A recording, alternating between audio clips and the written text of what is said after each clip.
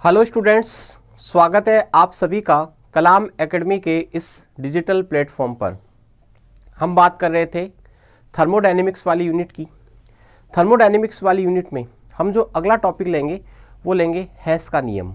कौन सा नियम? हेस का नियम। लेकिन हेस के नियम को समझने से पहले कुछ बेसिक्स आपको पता होने चाहिए, कुछ बेसिक जानकारी आपके पास होनी चाहिए ताकि हेस के नियम को आप आसानी से समझ सकें। तो हेस के नियम को पढ़ने से पहले जो बेसिक्स हैं उनकी आज हम इस क्लास के अंदर बात करेंगे। तो देखिएगा, सबसे पहले आपको पता होना चाहिए कि ऊष्मा के आधार पर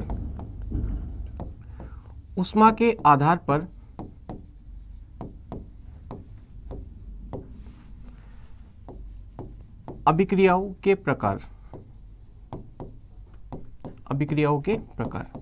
है ना। सबसे पहले हम क्या पढ़ेंगे?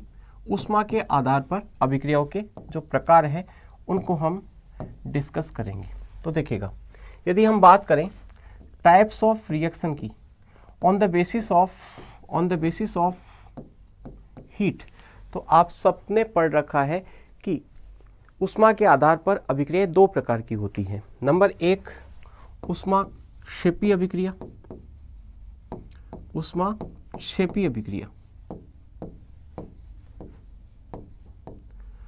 ऊष्माक्षेपी अभिक्रिया यानी एक्सोथर्मिक रिएक्शन।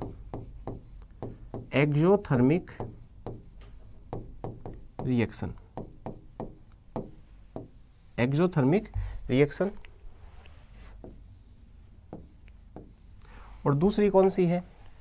दूसरी है ऊष्माशोषी अभिक्रिया।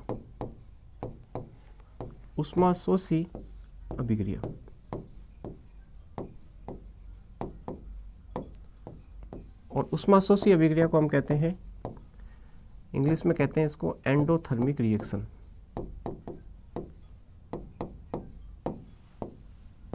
देखिएगा, आप सबको पता है ऊष्माक्षेपी अभिक्रिया का मतलब होता है अभिक्रिया जिसमें ऊष्मा का उत्सर्जन होता है ना, ऊष्मा बाहर निकलती है।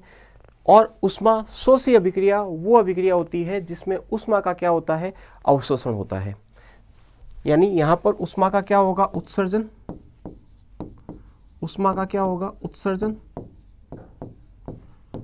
और ऊष्माशोषी अभिक्रिया की यदि हम बात करें तो इसमें क्या होगा? ऊष्मा का अवशोषण होगा।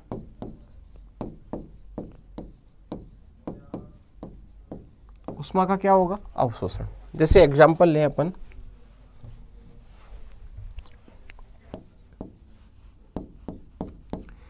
H2 प्लस हाफ O2 आपस में क्रिया करके बनाते हैं H2O। ठीक है। अब इस अभिक्रिया में क्या होता है? जैसे ही H2O बनता है ना, तो H2O के निर्माण के साथ 285.8 किलो जूल प्रति मोल ऊष्मा क्या होती है? बाहर निकलती है। तो ये जो अभिक्रिया है ना, वो किस प्रकार की अभिक्रिया है? ऊष्माक्षेपी अभिक्रिया। ऊष्माक्षेपी अभिक्रिया में हम क्या करते हैं? जो ऊष्मा की वैल्यू होती है, जो ऊष्मा का मान होता है, उसको उत्पाद के साथ प्लस लगा के लिखा जाता है। ये सबने आपने पढ़ रखा होगा, है ना? नहीं पढ़ रखा है तो सीख लो। ऊष्माक्षेपी अभिक्रिया में जो ऊष्मा का मान होता है, जो उत्सर्जित होने वाली ऊष्मा है ना, उसका जो मान होता है उसको उत्पाद के साथ प्लस लगा के लिखा जाता है। या फिर यदि आप अभिक्रिया में उस ऊष्मा को नहीं लिखना चाहो तो आप उसको अलग से ब्रैकेट में लिख सकते हो। ऐसी स्थिति में आपको माइनस लगा के लिखना पड़ेगा। तो आप इसको ऐसे भी लिख सकते हो, है ना? या delta H is equal to minus 285.8 kilojoule per mole. यानी कुल मिला के आपको ये बात समझनी है कि यहाँ पर जो डेल्टा H होता है ना, डेल्टा H होता है अभिक्रिया की ऊष्मा या अभिक्रिया की एंथैल्पी में परिवर्तन। अभिक्रिया की ऊष्मा या अभिक्रिया की एंथैल्पी में जो परिवर्तन है वो कैसा होता है? ऋणात्मक होता है। या डेल्टा H का मान इसके लिए क्या होता है? ऋणात्मक। इसको अभिक्रिया की ऊष्मा या अभिक्रिया की एंथैल्पी या अभिक्रिया की एंथैल्पी में परिवर्तन भी बोल सकते हैं। कैसा आता है बताओ? माइनस में आता है। तो यहाँ पर याद रखना है कि डेल्टा H कैसा होगा? नेगेटिव होगा। जैसे एक और रिएक्शन में लिखूं, C प्लस O2 से CO2 बन रहा है। अब इस अभिक्रिया में CO2 के निर्माण के साथ 393.3 किलो जूल प्रति मोल उष्मा बाहर निकलती है। तो उसको अगर आप इस रिएक्शन में मेंशन करना चाहो तो आप या तो इसमें लगा के लिखोगे 393.3 किलो जूल प्रति मोल, या फिर आप अलग से लिखोगे डेल्टा एच का मान, यानी अभिक्रिया की उष्मा डेल्टा एच कितना है 393.3 किलो जूल, लेकिन किस में, माइनस में, प्रति मोल। ठीक है। और बताओ उष्माशोषी अभिक्रिया में उष्मा का क्या होता है, अवशोषण होता है। जैसे मैंने लिखा 2HgO is equal to 2Hg plus O2। अब यहाँ पर जो भी इस अभिक्रिया में उष्मा अवशोषित हो रही है उसकी जो भी वैल्यू है उसको हम यहाँ पर माइनस लगा के लिखेंगे, है ना। जैसे मैंने लिख दिया x किलो जूल प्रति मोल, है ना। x की वैल्यू कुछ भी हो सकती है, अपन को ये याद नहीं करनी, ये भी आपको याद नहीं करनी है, ये मैंने लिखी है, बाकी इनको याद करने की आवश्यकता नहीं है। तो बताओ यहाँ पर डेल्टा एच कैसा होगा, पॉजिटिव होगा, यानी यहाँ पर एंथैल्पी में जो परिवर्तन है या अभिक्रिया की उष्मा में जो परिवर्तन है वो कैसा होता है, पॉजिटिव होता है। यानी यहाँ पर डेल्टा एच का मान पॉजिटिव होता है और यहाँ पर डेल्टा एच क्या होता है, नेगेटिव होता है। ठीक है। तो उष्माक्षेपी अभिक्रिया जिसमें उष्मा उत्सर्जित हो उत्पाद के साथ, और उष्माशोषी में क्या होता है, अभिकारक उष्मा को ग्रहण करता है और उत्पाद का क्या करता है, निर्माण। जैसे आप इस -x को इधर लेके आओगे तो प्लस में आ जाएगा, तो ये HgO ने इतनी उष्मा को ग्रहण किया और क्या बनाया, उत्पाद बनाया। ठीक है। अब देखिएगा आपको एग्जाम्पल्स ध्यान रखने हैं। जैसे मैंने इसके 2 एग्जाम्पल बताया, इसका एक बता दिया, है ना। अब अगली बात आपको क्या ध्यान रखनी है, देखिएगा जो संयोजन की अभिक्रिया होती है, संयोजन की जो अभिक्रिया होती है ना,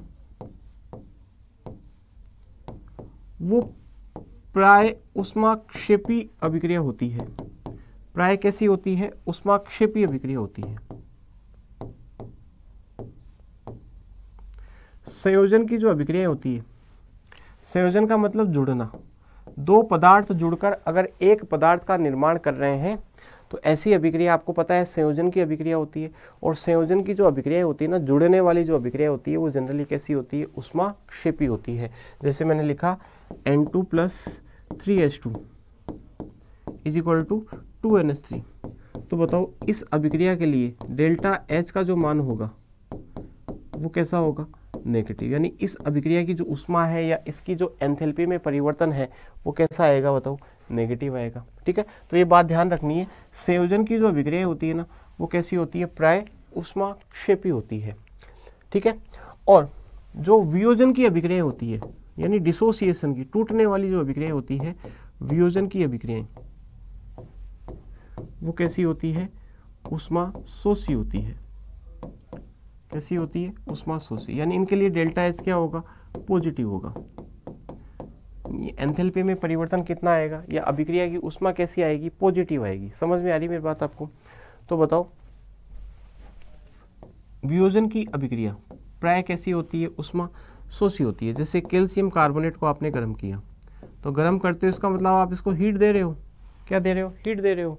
तो ये हीट लेके किस में चेंज हो रहा है, कैल्शियम ऑक्साइड प्लस CO2 में। तो बताओ इसके लिए डेल्टा एच क्या होगा, पॉजिटिव होगा। ठीक है। तो ये बात आपको ध्यान रखनी है कि संयोजन की अभिक्रिया प्राय उष्माक्षेपी होती है और वियोजन की अभिक्रिया प्राय उष्माशोषी होती है। उष्माक्षेपी के लिए डेल्टा एच नेगेटिव होता है और उष्माशोषी के लिए डेल्टा एच क्या होता है, पॉजिटिव होता है। उष्माक्षेपी के लिए नेगेटिव, उष्माक्षेपी अभिक्रिया के लिए डेल्टा एच नेगेटिव होता है और उष्माशोषी अभिक्रिया के लिए डेल्टा एच क्या होता है, पॉजिटिव होता है।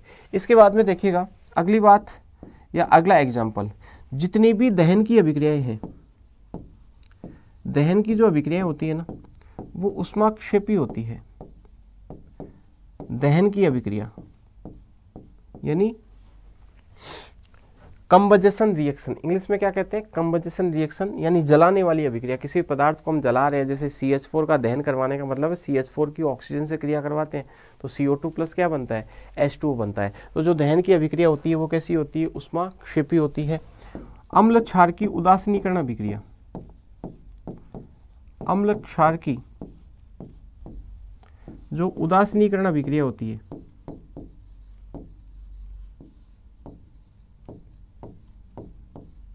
अम्ल क्षार की जो उदासीनीकरण अभिक्रिया होती है वो भी कैसी होती है, बताओ, ऊष्माक्षेपी अभिक्रिया होती है। अम्ल क्षार की उदासीनीकरण अभिक्रिया भी कैसी होती है? ऊष्माक्षेपी होती है। यदि हम बात करें ऊष्माशोषी की, है ना, इधर हम ऊष्माशोषी की बात करें, इधर हम किसकी बात करें? ऊष्माक्षेपी की।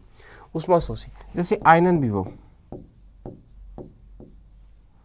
आयनन विभव, आयनन विभव आपने इनऑर्गेनिक केमिस्ट्री में पढ़ा होगा। आयनन विभव कैसी एक प्रक्रिया है?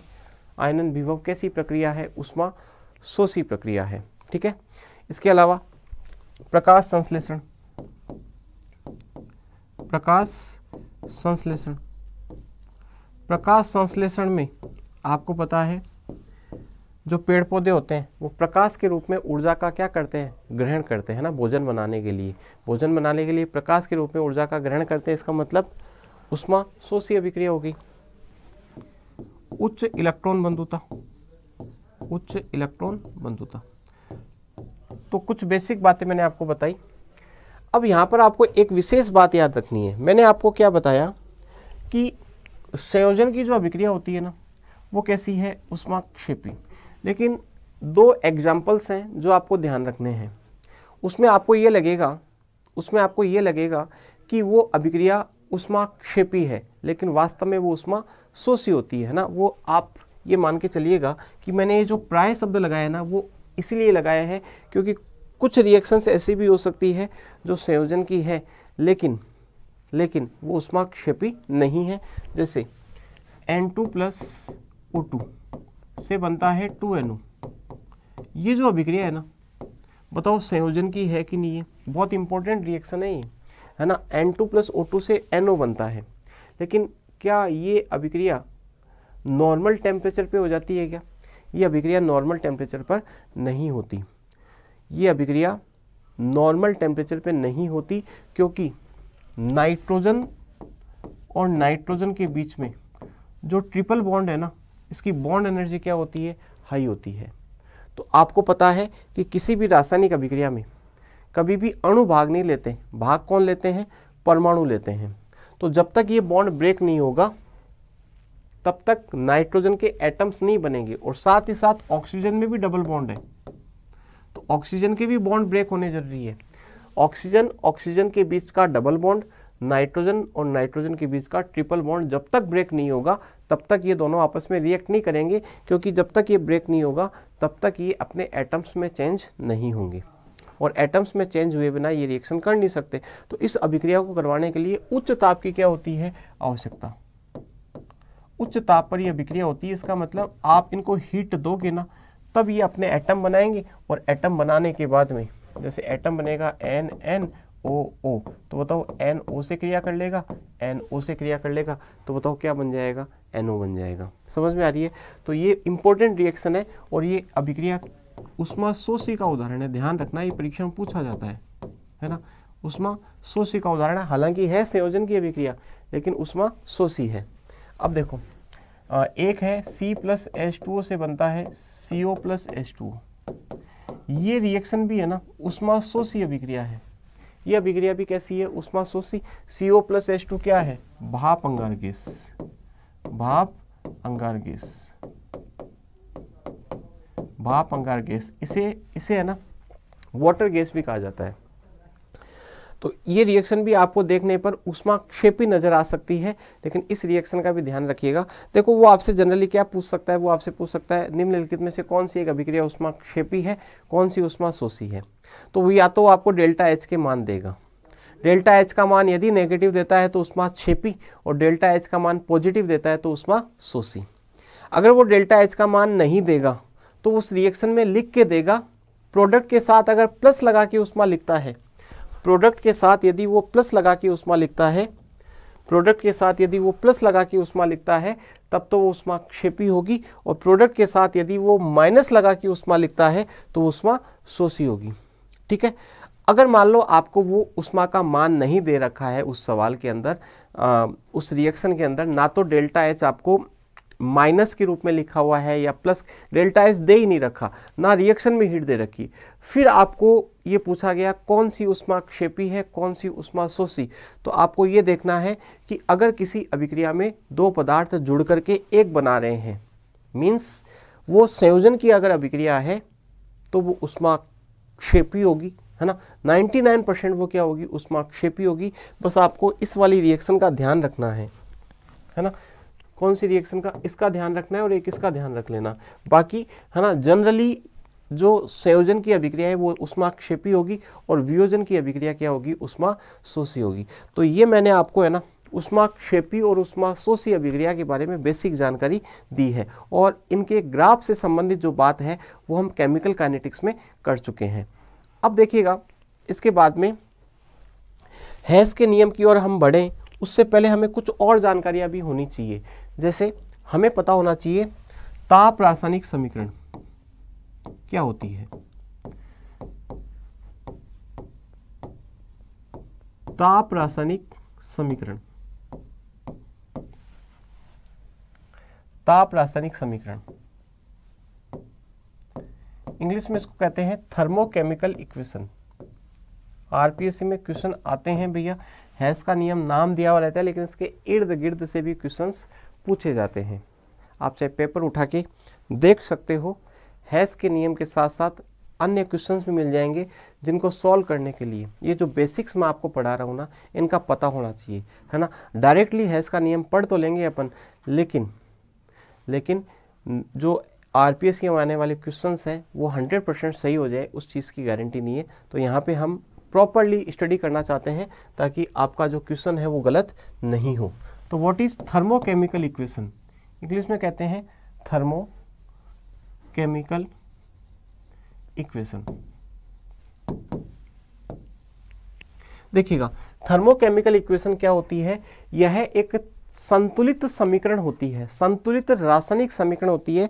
यह एक बैलेंस्ड केमिकल इक्वेशन होती है जिसमें हमें रिएक्टेंट एंड प्रोडक्ट की फिजिकल स्टेट के साथ साथ इस बात की भी जानकारी मिलती है कि उस रिएक्शन में हीट में कितना चेंज आया है, यानी परिवर्तित ऊष्मा का मान कितना है। समझ में आ रही है मेरी बात।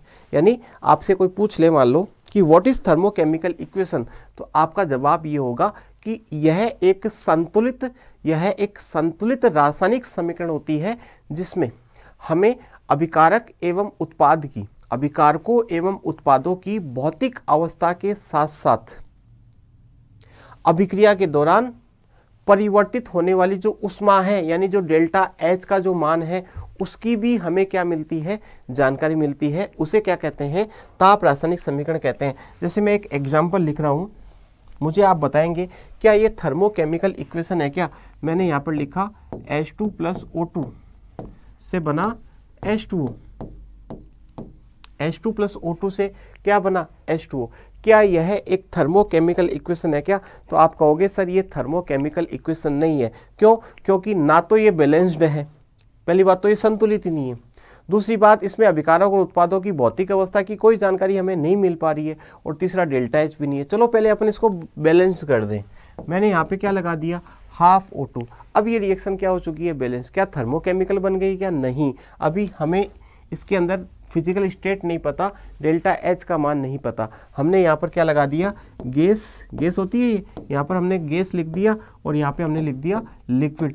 क्या अब ये थर्मोकेमिकल इक्वेशन है क्या, अभी भी नहीं है, क्योंकि अब इसमें फिजिकल स्टेट की तो हमें जानकारी प्राप्त हो रही है, लेकिन हमें ये नहीं पता चल रहा कि इस अभिक्रिया में ऊष्मा में कितना परिवर्तन आया, यानी परिवर्तित ऊष्मा का मान, या फिर अभिक्रिया की एंथैल्पी का मान, या डेल्टा एच का जो मान है वो हमें इस अभिक्रिया में पता नहीं चल रहा। तो this is not a thermochemical equation. अब इसको थर्मोकेमिकल इक्वेशन देखो मैं बनाता हूं। मैंने क्या किया, इसके साथ में मैंने लिख दिया 285.8 किलोजूल पर मोल। तो now this is a thermochemical equation. What is the thermochemical equation? It is the balanced equation in which we get information about two things. Number one, physical state of the reactant and product, and second one, the value of delta H. So this is now a thermochemical equation. Second example देखिएगा, जैसे C + O2 से बनाया CO2, है ना। इसके साथ मैंने लिखा 393.3 किलोजूल पर मोल। तो बताओ क्या ये थर्मोकेमिकल इक्वेशन है क्या? This is not a thermochemical equation, because इसमें हमें भौतिक अवस्था का पता नहीं चल रहा है। लेकिन मैंने यहाँ पर क्या लिख दिया, मैंने यहाँ पर लिख दिया सॉलिड, ऑक्सीजन गैस, और यहाँ पर मैंने लिख दिया गैस। तो now this is a thermochemical equation, because यहाँ पर हम दो बातों की जानकारी प्राप्त कर रहे हैं, फिजिकल स्टेट का पता चल रहा है और अभिक्रिया के दौरान परिवर्तित होने वाली ऊष्मा की भी हमें क्या प्राप्त हो रही है, जानकारी प्राप्त हो रही है। अब देखिएगा इसके बाद में आपको क्या पता होना चाहिए। अगली बात मैं आपको बता रहा हूँ थर्मोकेमिकल इक्वेशन के बारे में, ताप रासायनिक समीकरण के बारे में। अगली बात जो आपको पता होनी चाहिए वो ये कि ताप रासायनिक समीकरण में, जैसे मैंने एक ताप रासायनिक समीकरण लिखी, ताप रासायनिक समीकरण लिखी है ना, ये गैस,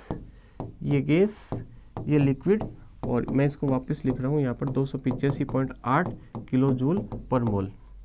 ये जो ताप रासायनिक समीकरण है ना, ये जो ताप रासायनिक समीकरण है, ताप रासायनिक समीकरण में जो अभिकारक और उत्पादों के जो गुणांक होते हैं वो इनकी मोलों की संख्या को दर्शाते हैं। देखो यहाँ पर हाइड्रोजन का गुणांक कितना है, 1, ऑक्सीजन का गुणांक कितना है, आधा, और H2O का गुणांक कितना है, 1। तो ये जो गुणांक है ना वो इनकी मोलों की संख्या को क्या करते हैं, दर्शाते हैं। और ये जो डेल्टा H का जो मान होता है, या जो ऊष्मा का मान होता है, वो इन मोलों की संख्या के संगत होता है। क्या मतलब है इस बात का? यदि आप इस समीकरण को किसी गुणांक से गुणा करोगे तो ये जो मान है ना वो उस गुणांक से क्या हो जाएगा, गुणा हो जाएगा। जैसे मैं अगर इसको 2 से गुणा कर दूं तो यहाँ पे 2 आ जाएगा, 2 से कट जाएगा, 2 गुणा 1/2, तो यहाँ पे कुछ नहीं रहेगा, और यहाँ पर 2। तो बताओ अब डेल्टा H है ना वो कितना हो जाएगा, 2 गुणा 285.8। डेल्टा H माइनस में है ना इसका, भाई यहाँ पर अगर अपन ने प्लस में लिखा है तो डेल्टा H इसका कितना होगा, यही होगा। अगर मैं इसको 2 से गुणा कर दूं पूरी समीकरण को तो ये 2 से क्या हो जाएगा, गुणा। अगर इसको मैं 1/2 से गुणा कर दूं तो ये किससे गुणा हो जाएगा, 1/2 से। ये सारी बातें अपने हेस के नियम में क्या आएंगी, काम में आएगी।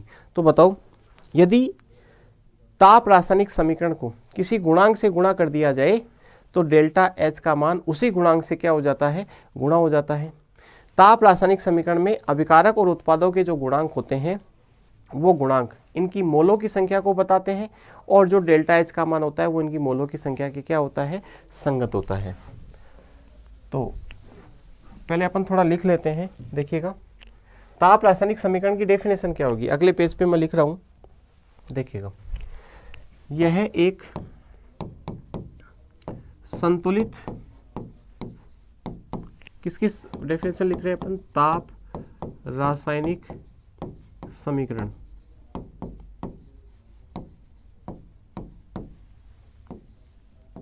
ताप रासायनिक समीकरण यह एक संतुलित, आप भी नोट कर लीजिएगा, संतुलित रासायनिक समीकरण होती है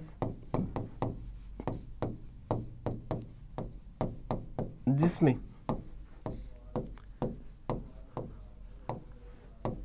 अभिकारकों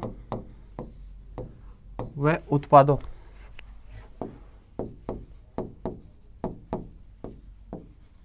की भौतिक अवस्था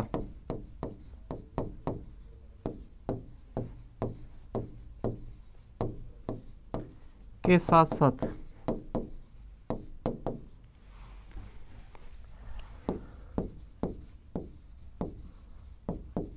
अभिक्रिया के दौरान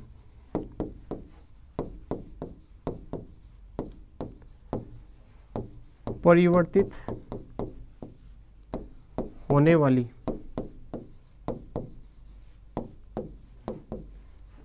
ऊष्मा की जानकारी भी मिलती है।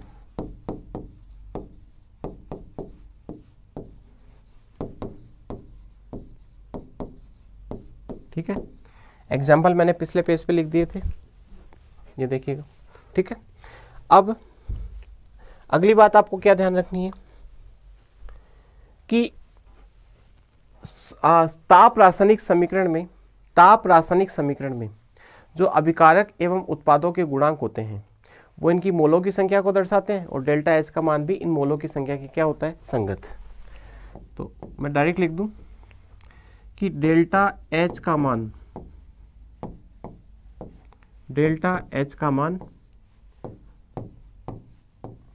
अभिकारकों व उत्पादों के मोलों की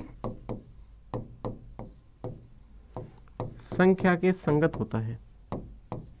संख्या के संगत होता है।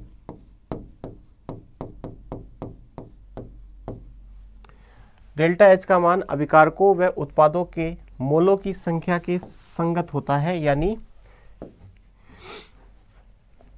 अगर आप अभिकारक एवं उत्पाद यानी रिएक्शन को किसी गुणांक से गुणा करोगे ना, तो फिर डेल्टा एच का मान भी उसी गुणांक से क्या हो जाएगा, गुणा हो जाएगा। यानी अभिक्रिया को किसी गुणांक से गुणा करने पर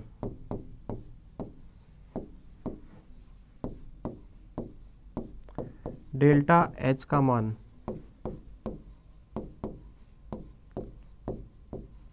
उसी गुणांक से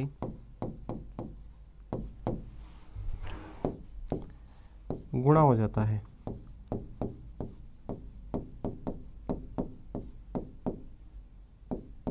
ठीक है, तो डेल्टा एच का मान जो भी गिवन है, जैसे इसको मैं एक एग्जांपल के थ्रू आपको वापस समझा देता हूं। देखिएगा a प्लस बी से क्या बन रहा है, प्रोडक्ट, और इसके लिए मान लो डेल्टा एच का मान आपको दे रखा है -200 किलो कैलोरी, मान लिया मैंने इतना है। अब मैं इस रिएक्शन को 2 से गुणा कर दूं तो ये कितना हो जाएगा, -400 हो जाएगा। 2 से गुणा करते ही -400 हो जाएगा। अगर मैं 1/2 से गुणा कर दूं तो ये कितना हो जाएगा, -200 में 2 का, फिर आप 1/2 से इसको गुणा करो या 2 का भाग दे दो, तो बताओ माइनस का 100 होगा कि नहीं होगा। समझ में आ रही है। तो जिस भी गुणांक से आप अभिक्रिया को क्या करते हो, गुणा करते हो, उसी गुणांक से डेल्टा एच का मान भी क्या हो जाता है, गुणा हो जाता है। ठीक है, अब आगे देखो, यदि आप अभिक्रिया को रिवर्स कर दो, अभिक्रिया को क्या कर दो, रिवर्स कर दो, तो डेल्टा एच का जो मान है वो नहीं बदलता, लेकिन उसका चिन्ह जो होता है ना वो बदल जाता है। अगर वो प्लस का है तो वो माइनस का हो जाता है डेल्टा एच का मान, और डेल्टा एच का मान यदि पहले से माइनस का है तो वो प्लस का हो जाता है। तो प्लस वाला चिन्ह माइनस का हो जाएगा और माइनस वाला प्लस का हो जाएगा। जैसे a प्लस बी से c बन रहा है, तो डेल्टा एच मान लो इस अभिक्रिया के लिए -100 है, तो बताओ c से क्या बना, उल्टा कर दिया मैंने इसको, तो बताओ डेल्टा एच कितना हो जाएगा, +100, है ना। आरपीएससी यहाँ से क्वेश्चन पूछती है, इंपॉर्टेंट बात है ये, है ना। हेस के नियम में सारी बातें काम में आने वाली है। तो मुझे बताओ, अगर किसी रासायनिक अभिक्रिया को, यदि किसी रासायनिक अभिक्रिया को रिवर्स कर दिया जाए तो डेल्टा एच का चिन्ह जो होता है वो अगर प्लस का है तो माइनस का हो जाएगा, और माइनस का है तो वो प्लस का हो जाएगा। ठीक है, तो मैं इस बात को भी लिख देता हूं, अभिक्रिया को रिवर्स करने पर डेल्टा एच का मान नहीं बदलता, परंतु साइन चेंज हो जाता है। चेंज का मतलब प्लस से माइनस का हो जाएगा और माइनस से किसका हो जाएगा, प्लस का, है ना। साइन चेंज हो जाता है, चेंज का मतलब अपोजिट हो जाएगा, साइन हो जाता है, हो जाता है। बोलो, कोई दिक्कत नहीं है। अगली बात आपको ध्यान रखनी है कि जब तक आपको कोई जानकारी नहीं दे रखी हो तो जो डेल्टा एच है ना उसको मानक परिस्थितियों में माना जाता है। कौन सी परिस्थितियों में माना जाता है, मानक परिस्थितियों में। जब तक कुछ ना कहा जाए तो डेल्टा एच को मानक परिस्थितियों में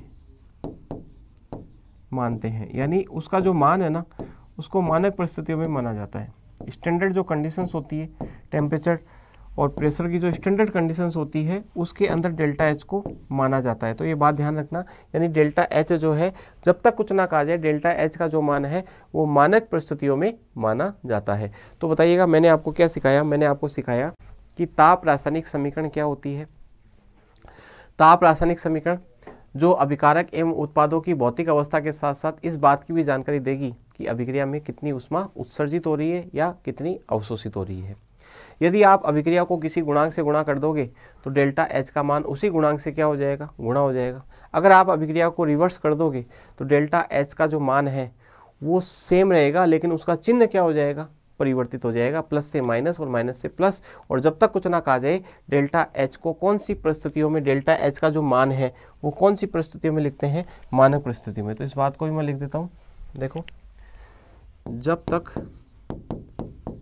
कुछ ना कहा जाए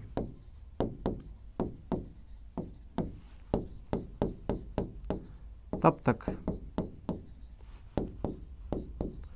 डेल्टा एच का मान मानक परिस्थितियों में माना जाता है। ठीक है, जब तक कुछ ना कहा जाए तब तक डेल्टा एच का मान मानक परिस्थितियों में माना जाता है, मतलब स्टैंडर्ड कंडीशंस में माना जाता है। ठीक है, तो यहाँ तक मेरे हिसाब से कोई समस्या नहीं होनी चाहिए।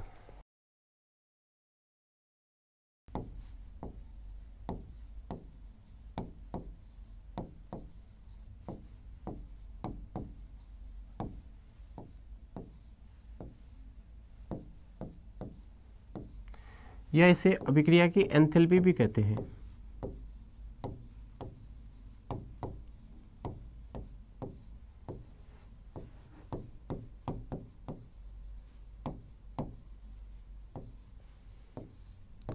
अभिक्रिया की उष्मा या अभिक्रिया की एंथैल्पी भी इसको कहा जाता है, और इसको डेल्टा एच से हम शो करते हैं। आपसे एंथैल्पी में परिवर्तन बोल दो, चाहे अभिक्रिया की एंथैल्पी बोल दो, है ना, एक ही बात होती है कि अभिक्रिया में कितनी उष्मा उत्सर्जित हुई या कितनी अवशोषित हुई, या फिर हम कह सकते हैं उष्मा में कितना परिवर्तन आया। ठीक है, तो क्या होती है डेल्टा एच। देखो, जब किसी रासायनिक अभिक्रिया में उपस्थित अभिकारक के जो मोल हैं वो अगर पूर्णतया अभिक्रिया कर ले, है ना, टोटली कंप्लीटली रिएक्शन कर ले, तो जो उत्पन्न होने वाली या जो अवशोषित होने वाली जो उष्मा है ना, उसे क्या कहा जाता है, अभिक्रिया की उष्मा कहा जाता है।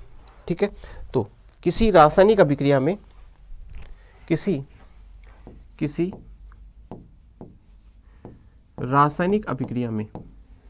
रासायनिक अभिक्रिया में उपस्थित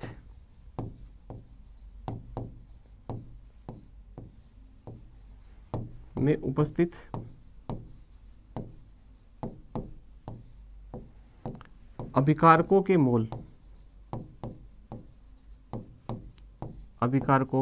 मोल जब पूर्णतया क्रिया कर लेते हैं,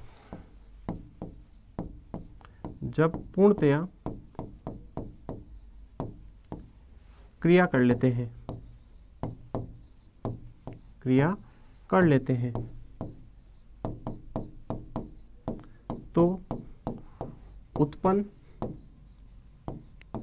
होने वाली या अवशोषित होने वाली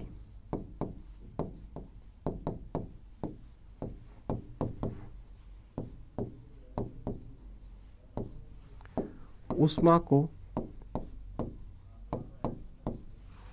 अभिक्रिया की उष्मा कहा जाता है।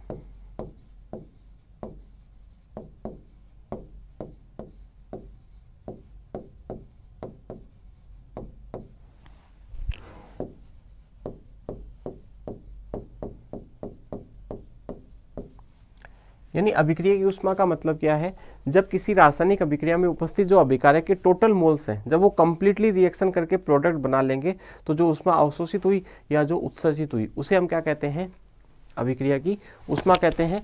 और इसको निकालने के लिए आपको क्या करना है, डेल्टा एच अगर हमें फाइंड आउट करना है तो हमें क्या करना होता है, उत्पादों की जो कुल उष्मा है उसमें से हमें अभिकारकों की कुल उष्मा को क्या करना है, माइनस करना है। ध्यान रखना है आपको, उत्पादों की जो कुल उष्मा है उसमें से अभिकारकों की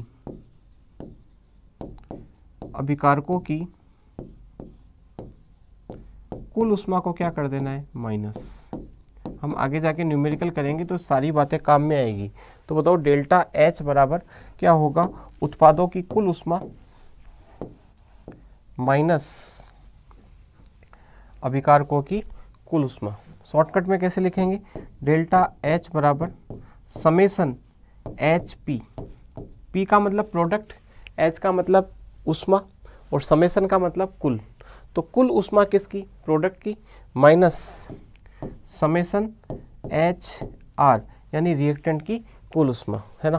तो डेल्टा एच बराबर summation H P minus summation H R. बोलो कोई दिक्कत नहीं है। यानी आपको उत्पाद की ऊष्मा दे रखी होगी, अभिकारकों की ऊष्मा दे रखी होगी, आपको क्या करना होगा, उत्पादों की जो भी ऊष्मा है उसको जोड़ लेना, अभिकारकों की जो भी ऊष्मा है उसको जोड़ लेना, उत्पाद में से अभिकार की ऊष्मा घटा देना, तो आपको डेल्टा एच की वैल्यू पता चल जाएगी। अब देखिएगा, इस पर आधारित न्यूमेरिकल्स है ना, उसकी हम चर्चा करेंगे, लेकिन उससे पहले हम कुछ बातें और पढ़ लेते हैं।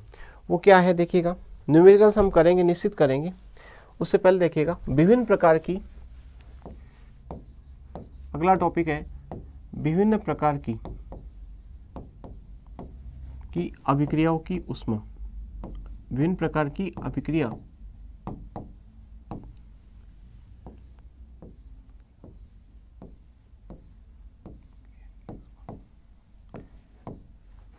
विभिन्न प्रकार की अभिक्रिया की ऊष्मा।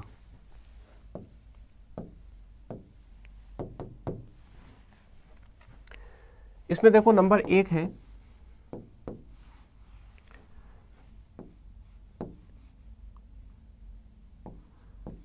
संभवन ऊष्मा।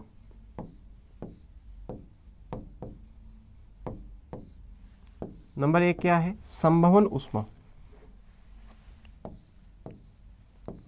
इसको विर्चन की एंथैल्पी भी कहते हैं, विर्चन की एंथैल्पी भी कहा जाता है।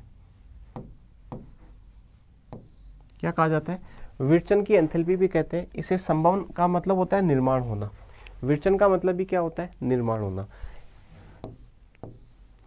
और इसको हम इंग्लिश में कहते हैं हीट ऑफ फॉर्मेशन,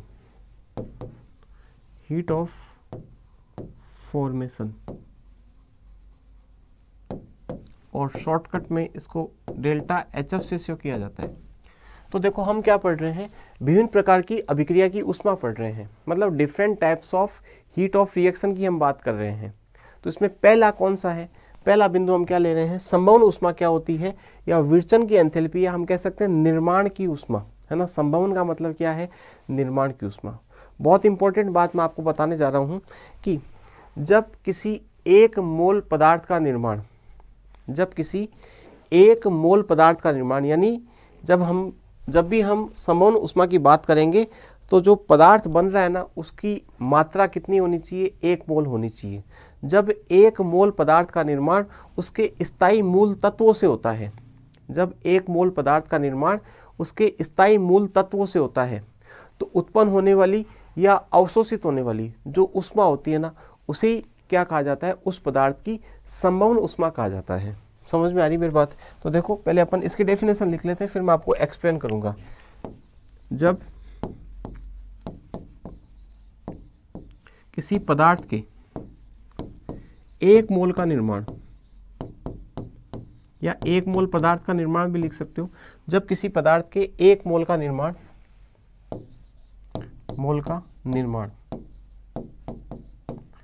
उसके स्थायी मूल तत्वों से होता है, उसके स्थायी मूल तत्वों से होता है,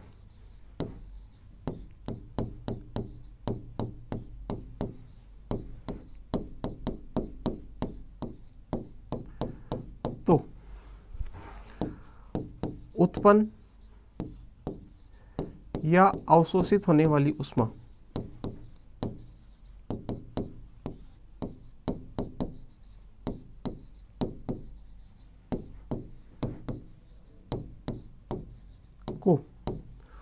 को उस पदार्थ की संभवन ऊष्मा कहते हैं, यानी डेल्टा एचएफ कहते हैं।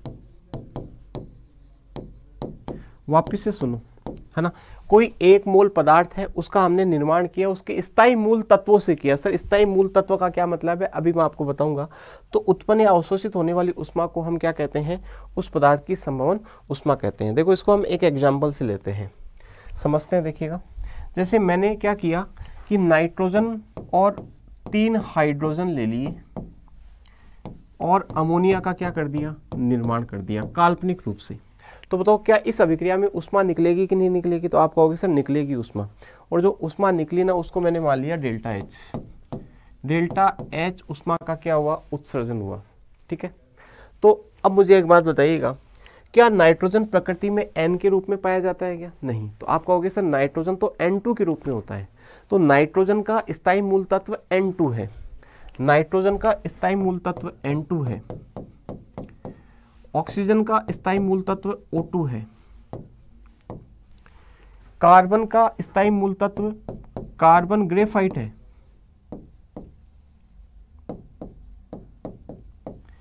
Br2, ब्रोमीन का Br2 लिक्विड है। समझ में आ रही मेरी बात आपको। तो ये स्थायी मूल तत्व होते हैं कि कोई भी तत्व किस रूप में प्रकृति में मैक्सिमम रूप में पाया जाता है, तो उसे हम क्या कहते हैं, स्थायी मूल तत्व कहते हैं।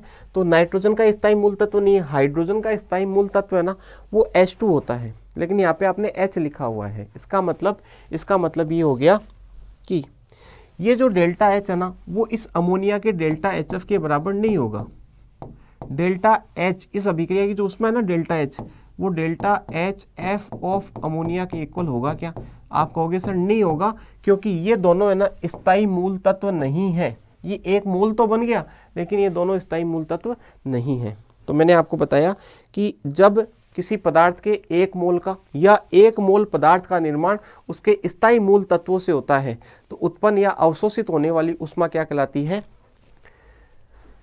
हीट ऑफ फॉर्मेशन कहलाती है। तो यहाँ पर डेल्टा एच तो निकल रही है, but this delta H is not equal to delta H F. अब देखो मैंने क्या किया, नाइट्रोजन और हाइड्रोजन के स्थायी मूल तत्व तो ले लिए और रिएक्शन मैंने करवा दी N2 + 3H2 से 2NH3। अब इसमें भी डेल्टा एच तो निकलेगा, हीट तो निकलेगी ना, हीट तो अपनी निकलेगी, लेकिन क्या डेल्टा एच इस अमोनिया के डेल्टा एच एफ के इक्वल होगा क्या। तो आप सोचो इस बात को, तो सोचने पर आपको लग रहा होगा कि सर यहाँ पर देखो 2 मोल बन रहा है, ये स्थायी मूल तत्व है नाइट्रोजन और हाइड्रोजन के, लेकिन यहाँ पर कितने मोल बन रहे हैं, 2 मोल। इसका मतलब यहाँ पर डेल्टा एच है ना, वो डेल्टा एच एफ के बराबर नहीं होगा। किसका, डेल्टा एच एफ, अमोनिया का। आप कहोगे सर क्यों नहीं होगा, क्योंकि यहाँ पर कितने मोल बने, 2 मोल, जबकि मैंने डेफिनेशन में क्या बताया कि पदार्थ कितना मोल बनना चाहिए, 1 मोल बनना चाहिए। अब देखो एक और एग्जाम्पल लेते हैं, फिर आपके बात समझ में आ जाएगी। इस वाले एग्जाम्पल से N2 + H2 से मैंने अमोनिया बनाया और यहाँ पर मैंने क्या किया, 1/2 लगा दिया, तो 2 से 2 कट जाएगा, N हो गया। और यहाँ पर मैंने 3/2 लगा दिया, तो बताओ 2 से 2 कट गया, 3 हो गया। और यहाँ पे क्या बन गई, अमोनिया गैस। और इस अभिक्रिया में उत्सर्जित ऊष्मा मैंने मान ली डेल्टा एच। तो अब मुझे बताओ 1 मोल पदार्थ बना, 1 मोल ही है ना ये, और इसके स्थायी मूल तत्वों से बना। इसका मतलब इस अभिक्रिया में निकलने वाली जो ऊष्मा है ना, यानी डेल्टा एच जो है ना, वो डेल्टा एच एफ के क्या है, बराबर। डेल्टा एच एफ किसका, अमोनिया का। बोलो बात समझ में आई। जैसे एक और एग्जांपल लेते हैं अपन, मैंने लिखा CO + O2 से मैंने बनाया CO2। CO + O2 से मैंने क्या बनाया, CO2 बनाया। बैलेंस कर दें, चलो बैलेंस कर देते हैं। 2CO + O2 से क्या बना, 2CO2 बना, प्लस यहाँ पे ऊष्मा उत्सर्जित हुई मान लो डेल्टा एच। क्या डेल्टा HF CO2 के बराबर होगा क्या, तो आप कहोगे कि सर होना तो नहीं चाहिए, तो बिल्कुल ये बराबर नहीं होगा। इसके पीछे 2 कारण हैं। पहला कारण तो ये है कि यहाँ पर 2 मोल बन रहे हैं, बनना कितना चाहिए था, 1 मोल। दूसरा कारण ये है कि CO जो है ना, वो एक यौगिक है, तत्व नहीं है। तो स्थायी मूल तत्वों से निर्माण होना चाहिए। अब जैसे मैंने इसको मान लो मैं अगर 1 मोल भी बना दूं, 1 मोल भी बना दूं, देखो 1 मोल बन गया। अब तो 1 मोल हो गया ना ये, तो क्या यहाँ पे delta H delta H F के बराबर होगा क्या? तो आप कहोगे सर डेल्टा एच एफ के बराबर नहीं होगा, अभी भी नहीं होगा, क्योंकि ये CO है ना, वो तत्व नहीं है, वो क्या है? यौगिक है। वो तत्व नहीं है, वो क्या है? यौगिक है। तो 1 मोल पदार्थ का निर्माण उसके स्थायी मूल तत्वों से होना चाहिए, तत्वों से होना चाहिए, स्थायी मूल तत्वों से होना चाहिए, तब हम डेल्टा एच को क्या कहते हैं? डेल्टा एच एफ कहते हैं। जैसे अपन अब एग्जाम्पल लेंगे ना, यहाँ पर नहीं हुआ ना बराबर, अब हम जो एग्जाम्पल ले रहे हैं उसको देखो।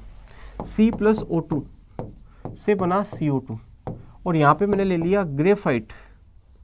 C कौन सा वाला है ये पता है आपको? थोड़ा सा मैं ढंग से लिख देता हूँ। C ग्रेफाइट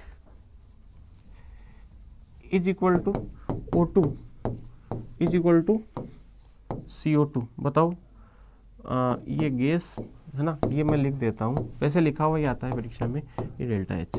अब बताओ, ग्रेफाइट स्थायी मूल तत्व हो गया और 1 मोल बन रहा है ना, कार्बन का स्थायी मूल तत्व ग्रेफाइट है। It has to be learned by you, मतलब इसको याद करना पड़ेगा ना। कार्बन का स्थायी मूल तत्व क्या है? ग्रेफाइट, क्योंकि ग्रेफाइट मोर स्टेबल होता है। किससे?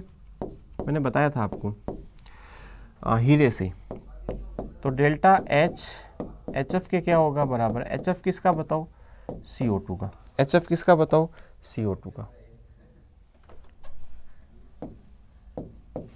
इसके बाद में देखिएगा, एक बात आपको याद रखनी है, नोट लगा के लिख लीजिएगा, बहुत इंपॉर्टेंट बात है ये।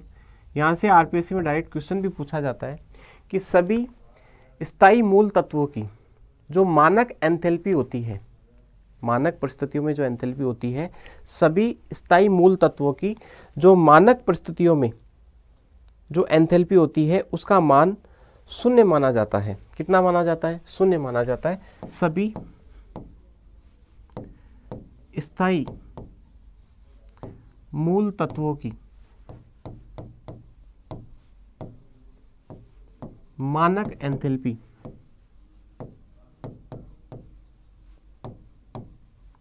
सभी स्थायी मूल तत्वों की मानक एंथैल्पी का मान 0 माना जाता है।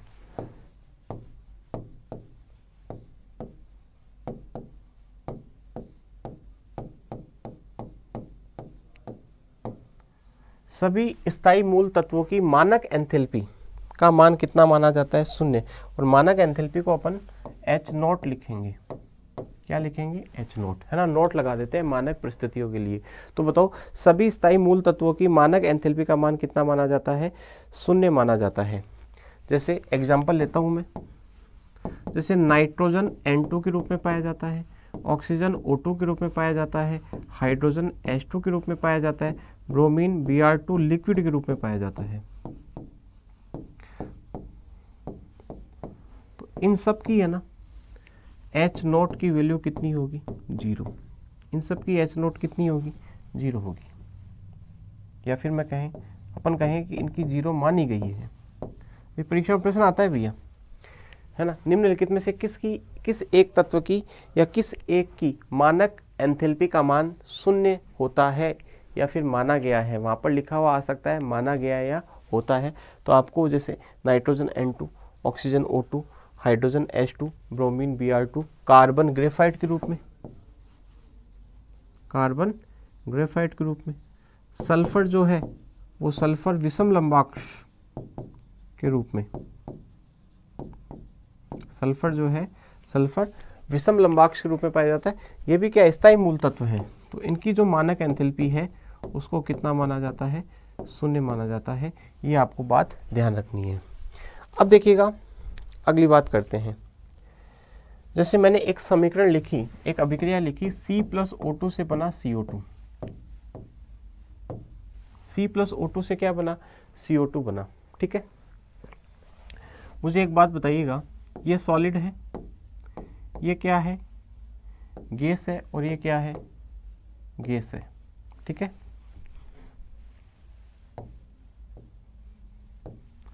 अगर मैं इस अभिक्रिया के लिए बात करूं और डेल्टा HF0 निकालना चाहूं, क्या निकालना चाहूं?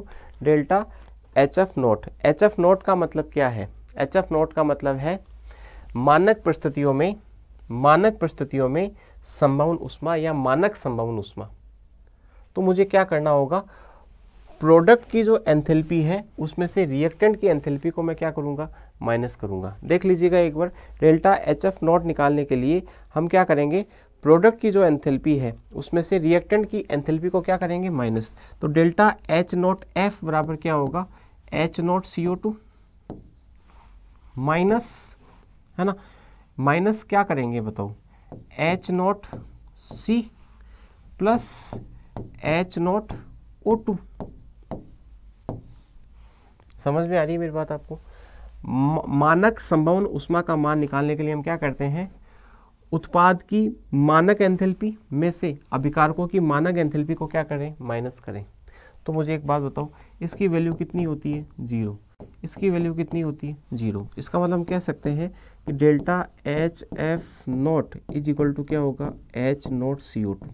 तो मैं यहाँ से आपको क्या बात सिखाना चाहता हूँ, मैं सिखाना चाहता हूँ कि किसी पदार्थ की मानक संभवन उष्मा का जो मान होता है ना, वो उसकी मानक एंथैल्पी के क्या होता है, बराबर होता है।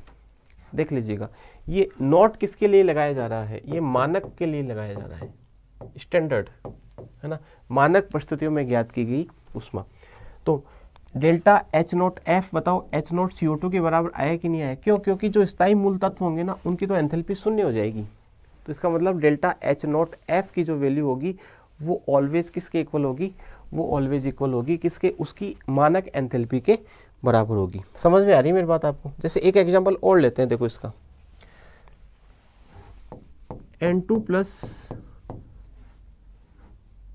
3H2 सॉरी 3/2H2 1/2 N2 से बना NH3। तो इसके लिए अगर मैं डेल्टा H नॉट F की बात करूं तो हम इसको कैसे निकालेंगे, डेल्टा H नॉट F को निकालने के लिए हम प्रोडक्ट की जो एंथैल्पी है ना उसमें से रिएक्टेंट की एंथैल्पी को माइनस करेंगे। तो हम लिखेंगे H नॉट अमोनिया माइनस, बताओ इसकी एंथैल्पी प्लस इसकी एंथैल्पी मानक परिस्थितियों में, तो H not N2 plus H not H2। बताओ मुझे एक बात, यहाँ पे अगर हम बात करें तो इन दोनों की वैल्यू कितनी होती है, ये 0 होता है, ये 0 होता है। इसका मतलब डेल्टा H नॉट F किसके बराबर हो गया, H नॉट अमोनिया के बराबर, है ना। तो आपको ये बात ध्यान रखनी है कि किसी यौगिक की या किसी पदार्थ की मानक संभवन उष्मा उस यौगिक की मानक एंथैल्पी के क्या होती है, बराबर होती है। ठीक है, मानक संभवन उष्मा उस यौगिक की मानक एंथैल्पी के क्या होती है, बराबर होती है। अब देखिएगा, इसके बाद में आपको एक कॉन्सेप्ट याद रखना है। कॉन्सेप्ट क्या है कि यदि आपको डेल्टा H नॉट का मान निकालना है, डेल्टा H नॉट क्या है, डेल्टा H नॉट क्या है, डेल्टा H नॉट है मानक एंथैल्पी। क्या है, डेल्टा H नॉट क्या है, मानक एंथैल्पी या अभिक्रिया की उष्मा मानक परिस्थितियों में। इसको निकालना है तो आपको क्या करना पड़ेगा, आपको करना पड़ेगा उत्पादों की कुल मानक संभवन उष्मा में से अभिकारकों की कुल मानक संभवन उष्मा को घटाना होगा। Delta H naught is equal to होगा उत्पादों की कुल मानक संभवन उष्मा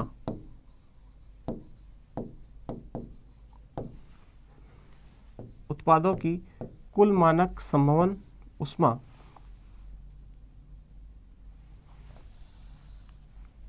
कुल मानक संभवन उष्मा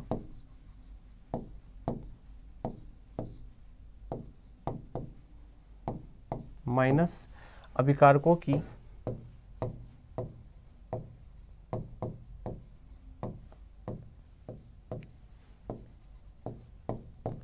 कुल मानक संभवन उष्मा।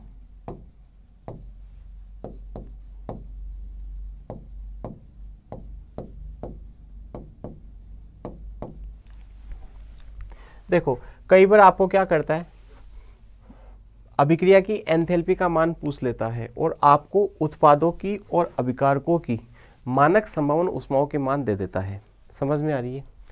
तो डेल्टा H नॉट आपको फाइंड आउट करना है। डेल्टा एच नोट आपको फाइंड आउट करना है। मैं आपको बता चुका हूँ, जब तक कुछ ना कहा जाए डेल्टा एच को डेल्टा एच नोट ही अपन मान के चलते हैं, है ना। तो डेल्टा एच नोट और डेल्टा एच यहाँ पर एक ही बात है, when no information is given. तो बताओ डेल्टा एच नोट निकालने के लिए आप क्या करोगे, आप करोगे उत्पादों की कुल मानक समवन ऊष्मा। तो मैंने इसको ऐसे लिख दिया, समेसन डेल्टा एच एफ कौन सी मानक परिस्थितियों में, minus summation delta H F किसकी, मानक परिस्थितियों में। अब ये किसके लिए बताओ, प्रोडक्ट के लिए, और ये किसके लिए बताओ, रिएक्टेंट के लिए। तो ये आपको ध्यान रखना है कि डेल्टा एच नोट बराबर क्या होता है, summation delta H note F minus summation delta H note F. अब देखो इसके ऊपर आधारित हम एक न्यूमेरिकल करते हैं जो मैंने आप लोगों के लिए तैयार कर रखा है। न्यूमेरिकल क्या है, निम्न अभिक्रिया की ऊष्मा ज्ञात कीजिए। मतलब आपको डेल्टा एच का मान पूछा है, या फिर हम कह सकते हैं डेल्टा एच नोट का मान आपको पूछा गया है, और अभिक्रिया आपको दे रखी है CH4 + 2O2 से CO2 + 2H2O, और इसके लिए आपको दे रखा है क्या, मानक समवन ऊष्माएं दे रखी है। देखो CH4 की कितनी दे रखी है, CH4 की दे रखी है आपको -74.8, ठीक है। ऑक्सीजन की हमें शून्य माननी होगी, ठीक है। ऑक्सीजन एक स्थायी मूल तत्व है, तो स्थायी मूल तत्व की हम मानक एंथैल्पी कितनी मानते हैं, शून्य मानते हैं। तो मानक एंथैल्पी अगर शून्य है तो मानक समवन ऊष्मा भी उसकी कितनी होगी, शून्य। बताओ CO2 की आपको कितनी दे रखी है, सर CO2 की दे रखी है -393.5, और H2O की कितनी दे रखी है, -286.2, ठीक है। अब आपको पूछा क्या गया है, आपको पूछा गया है डेल्टा एच नोट। तो बताओ डेल्टा एच नोट निकालने के लिए उत्पादों की मानक संभवन ऊष्माओं के योग में से अभिकारकों की मानक संभवन ऊष्मा को आप माइनस करेंगे। तो पहले आप इन दोनों को जोड़ेंगे, तो हम क्या लिखेंगे, -393.5, ये तो किसकी हो गई, CO2 की। अब H2O की दे रखी है -286.2, तो इसको किससे गुणा करेंगे, 2 से, क्योंकि ये एक की है ना, ये एक की दे रखी है, इसमें 2 है, इसके 2 मोल है। तो मैंने बताया था ना 2 से गुणा करना होता है अगर 2 के लिए ज्ञात करें तो, है ना। तो 2 के लिए 2 से गुणा कर देंगे, तो बताओ 2 गुणा -286.2, इन दोनों को आप क्या करोगे, जोड़ोगे, फिर माइनस करोगे। ऑक्सीजन की कितनी होगी, 0 होगी, तो ऑक्सीजन से हमें कोई मतलब ही नहीं है। और CH4 की कितनी है, -74.8। जब आप इसको सॉल्व करोगे ना तो आएगा -891.1 किलो जूल, है ना। सॉल्व करने का काम आपका है। मैंने आपको फंडा बता दिया कि जब भी आपको मानक संभवन ऊष्माएं दे रखी हो और डेल्टा एच पूछा हो तो उत्पादों की मानक संभवन ऊष्माओं से अभिकारकों की घटा देनी है, और स्थायी मूल तत्वों की कितनी माननी है, शून्य माननी है, ठीक है। चलिएगा, यहाँ तक मेरे हिसाब से कोई समस्या नहीं होनी चाहिए। इसके बाद में देखिएगा हम बात करेंगे दहन की ऊष्मा की। दहन की ऊष्मा,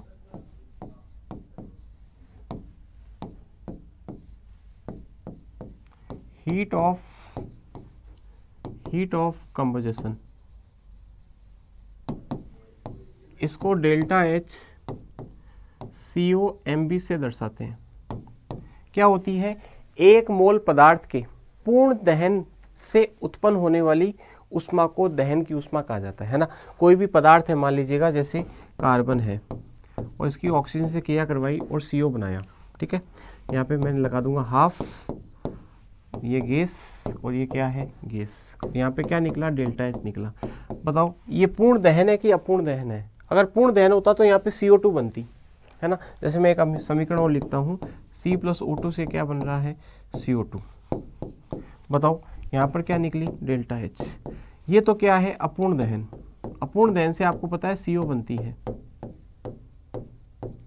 और ये क्या है, पूर्ण दहन है। पूर्ण क्या है, दहन। ये अपूर्ण दहन है और ये क्या है, पूर्ण दहन। तो अपूर्ण दहन से क्या बनती है, CO, और पूर्ण दहन से क्या बनती है, CO2 बनती है। तो ये वाली जो डेल्टा एच होगी ना, वो डेल्टा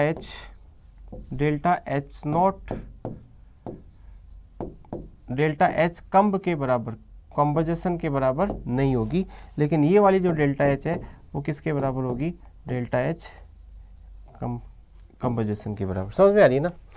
एक मोल पदार्थ, ये एक मोल हो गया, एक मोल पदार्थ का हमने पूर्ण दहन करवाया, तो जो डेल्टा एच निकला ना वो डेल्टा एच किसके बराबर होगा, डेल्टा एच COMb यानी डेल्टा एच दहन के बराबर होगा। यानी इस अभिक्रिया की जो ऊष्मा होगी ना वो इसकी दहन की ऊष्मा के क्या होगी, बराबर।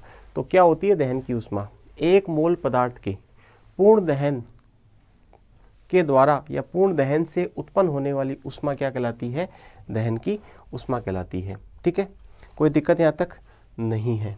अब देखो हम अगली ऊष्मा ले रहे हैं, वो है हाइड्रोजनीकरण की ऊष्मा। हाइड्रोजनीकरण की ऊष्मा, हाइड्रोजनीकरण ऊष्मा क्या होती है, देखो एक मोल असंतृप्त कार्बनिक पदार्थ है, उसका पूर्ण हाइड्रोजनीकरण करवा दिया। हाइड्रोजनीकरण का मतलब होता है हाइड्रोजन के साथ रिएक्शन करवाना। पूर्ण हाइड्रोजनीकरण का मतलब उसकी जो असंतृप्तता है ना वो पूरी तरह से क्या हो जाए, समाप्त। तो बताओ यहाँ पर क्या बनेगा, संतृप्त यौगिक। क्या बनेगा, संतृप्त यौगिक बनेगा।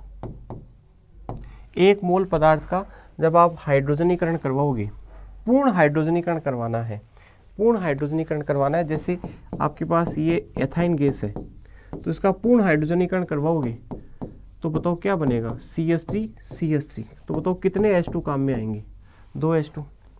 अगर आप इसका अपूर्ण हाइड्रोजनीकरण करवाओ तो क्या बनेगा, CH2 डबल बॉन्ड CH2।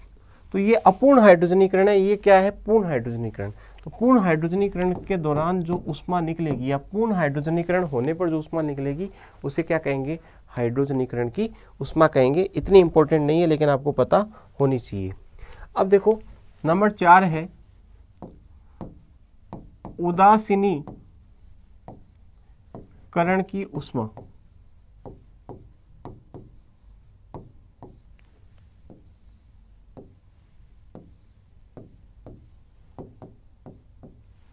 क्या होती है देखिएगा, जब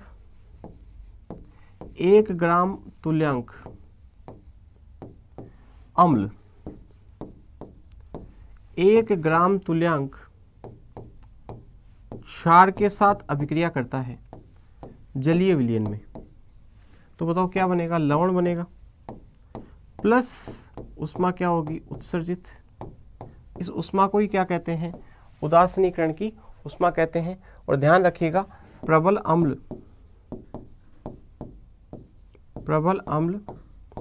प्रबल क्षार, प्रबल अम्ल प्रबल क्षार की जो उदासीनीकरण की ऊष्मा होती है ना उसका मान नियत होता है और वो मान आपसे पूछा जाता है। तो प्रबल अम्ल प्रबल क्षार की उदासीनीकरण ऊष्मा का मान होता है -13.7 किलो कैलोरी प्रति तुल्यांक और -57.1 किलो जूल प्रति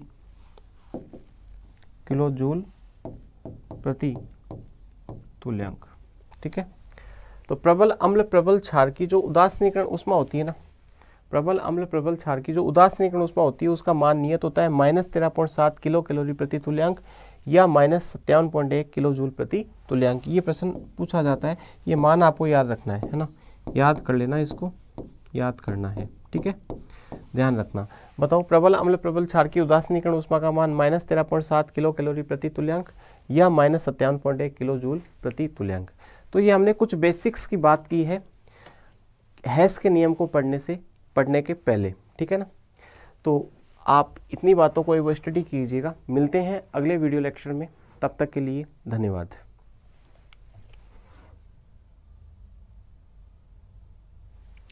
तो इस क्लास में हमने हैस के नियम को पढ़ने से पहले कुछ बेसिक्स को डिस्कस किया है।